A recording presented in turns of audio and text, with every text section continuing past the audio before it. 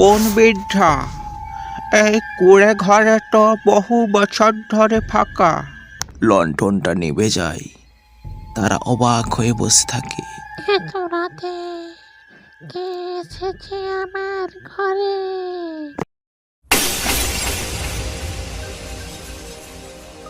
শোনো, আজ আমি তোমাদের একটা গল্প বলে শোনাবো। এটা গল্প না সত্য ঘটনা, তোমরা গল্পটা দেখলেই বুঝতে পারবে। অনেক দিন আগের কথা। এক ভীষণ শীতের রাত, চারিদিকে কুয়াশা ছেয়ে গেছে। 2 হাতের বেশি পথ আর দেখা যায় না। এমন সময় বাড়ি ফেরার পথে পথ হারিয়ে ফেলল 2 বন্ধু, রাহুল আর পীযূষ। এই পীযূষ, কিছু বুঝতে পারছি না রে। এই পথটা তো একদম আলাদা দেখাচ্ছে। এই পথে তো আমরা কোনোদিন এর আগে আসিনি। সেটাই তো মনে হচ্ছে। শীতেও কাঁপছি, আবার ভয়েও কাঁপছি। চল চল, তাড়াতাড়ি বেরোনোর পথ খুঁজি। তারা কিছু দূর যাওয়ার পর থমকে দাঁড়ালো। তারা দেখলো বনের মাঝে একটা কুঁড়ে ঘর আছে। ওই দেখ পীযূষ, ওখানে একটা কুঁড়ে ঘর। মনে হয় ভিতরে গেলে একটু আরাম পাবো। কিন্তু কুঁড়ে ঘরটা তো অনেক পুরনো দেখাচ্ছে। ভিতরে কি কেউ আছে? এরপরেই তারা কোনো চিন্তা না করে বাড়িটার দিকে এগোতে লাগলো। তারা কোনো কিছু চিন্তা না করেই ঘরের ভিতরে ঢুকে পড়লো। হঠাৎ করে দরজাটা বন্ধ হয়ে যাওয়ায় তারা এক কোণে চুপচাপ বসে রইল। দেখ পীযূষ, লণ্ঠনটা আপনি নিজেই জ্বলে উঠলো। হয়তো বাতাসে আগুন লেগেছে, চুপচাপ বসে থাক না। এরপর তারা এক রহস্যময় আওয়াজ শুনতে পায়। মনে হয় কেউ যেন দরজায় বারবার ধাক্কা মারছে। রাহুল, দেখ দেখ, আমার মনে হয় কেউ যেন দরজায় ধাক্কা মারছে। এরপর সে বন্ধ দরজাটা অটোমেটিক খুলে যায়। সে দরজা থেকে কুয়াশা চারিদিকে ছড়িয়ে পড়ে আবার দরজাটা বন্ধ হয়ে যায়। কে কে ওখানে আছে? লণ্ঠনটা নিভে যায়। তারা অবাক হয়ে বসে থাকে। এত রাতে কে এসেছে আমার ঘরে? রাহুল, দৌড়াবো নাকি রে? না, আগে দেখি কোনো বৃদ্ধা লোক থাকতে পারেন। এরপর একটা নীল আলো জ্বলে ওঠে।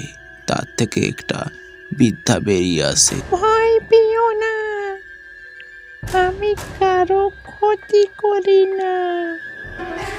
এক সময় এই বাড়িটা আমারই ছিল।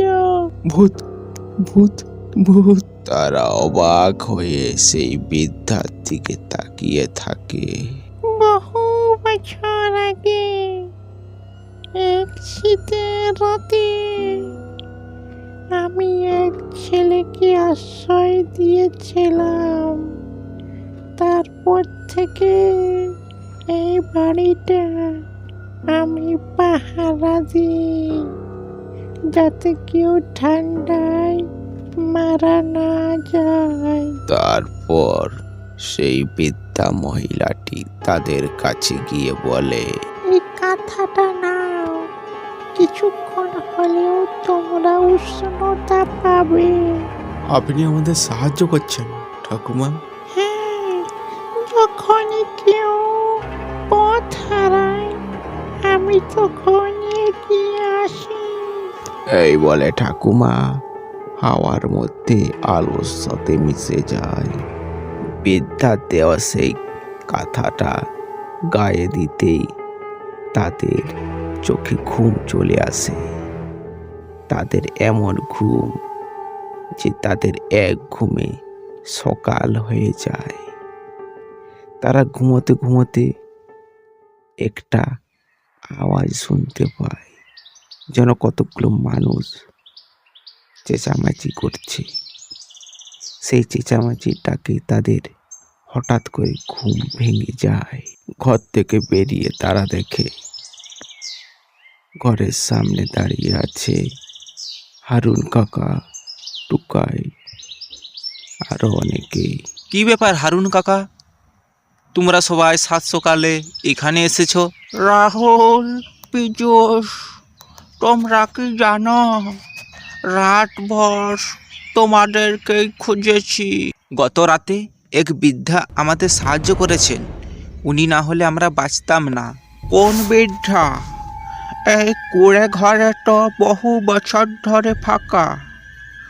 আর মালকান বউ নামে এক বৃদ্ধা অনেক বছর আগে এখানে মারা গিয়েছিলেন। হারুন কাকার এই কথা শুনে দুই বন্ধু একে অপরের দিকে তাকিয়ে বিস্ময়ে হা হয়ে যায়।